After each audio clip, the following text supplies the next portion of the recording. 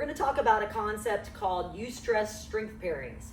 This is a training method that I learned of through Chris Merritt and Todd Bumgarner of Beyond Strength Performance, as well as two dudes, Jonathan Pope and Craig Weller, with Building the Elite.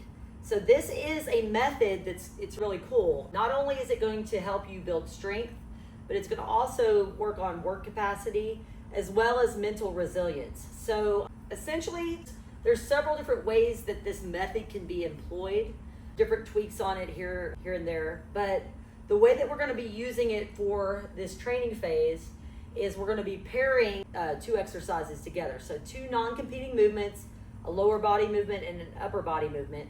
So in this case, we're going to be doing a hinge or deadlift variation and then pair that with a pressing variation. So just in a general sense, what we're doing here is we're taking a set duration. Okay, so with the phase that we're in, 4 weeks, we're going to start off with a 15-minute block of time, and then that's going to change week by week. So for us, we're going 15 minutes in week 1, 16 minutes in week 2, 17 minutes in week 3, and then back to 16 minutes in week 4. So what we're doing here is we're basically working for that block of time and just trying to get as much volume within the constraints that I'll lay out here in a second. But so over the weeks, that volume of work is going to increase. Okay, we're going to keep the loading relatively the same and the intensity is going to be at the same level, but you're going to get more work done. So with the way that we're doing it in this phase, we're going to be using a hinge and a press. So I'm going to demonstrate using a trap bar deadlift and a double kettlebell overhead press. So for the sake of just showing y'all, the loading is not accurate for me, but you want to work with loading that's roughly 60 to 65% of your 1 rep max, if you know that. So essentially a load that you could do 12 to 15 reps with.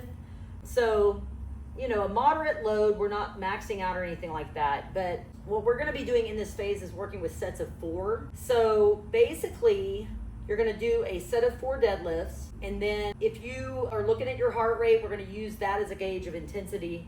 If you don't do that, then we'll say roughly 20 to 30 seconds. So 4 deadlifts, and then you're going to rest basically until your heart rate comes down to 160 minus your age. So, and then do a set of presses. If you don't know your heart rate, you don't wear a watch, whatever, then you could say roughly 20 to 30 seconds and then do your set of presses.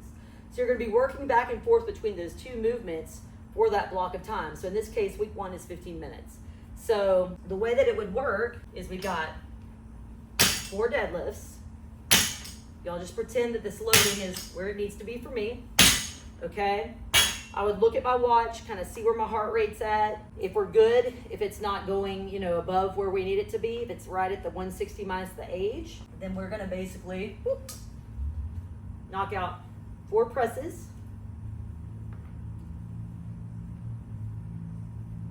Good quality form.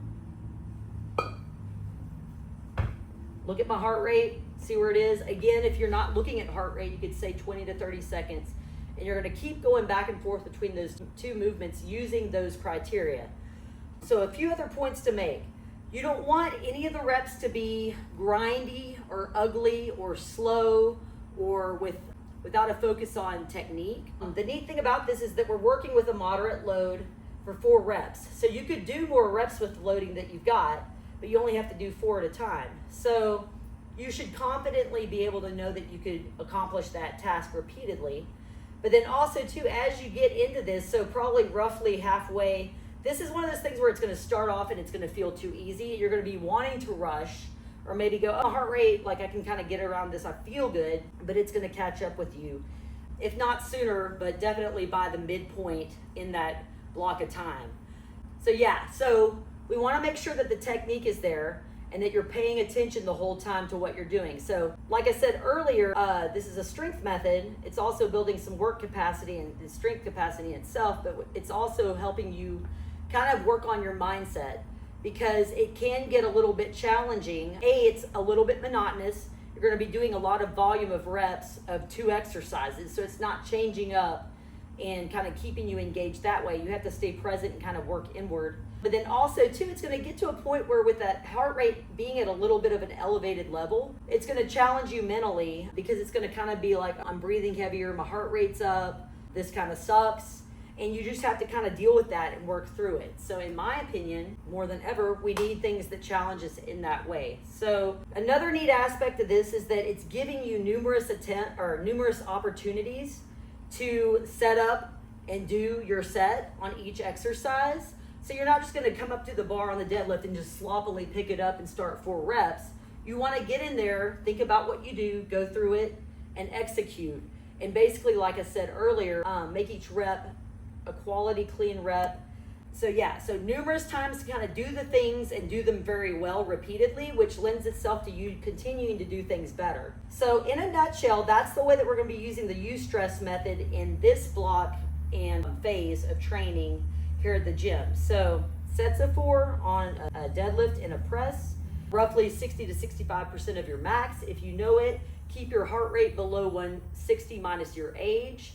Or when it's 160 minus your age, that's when you get to go for your next set and make everything look good.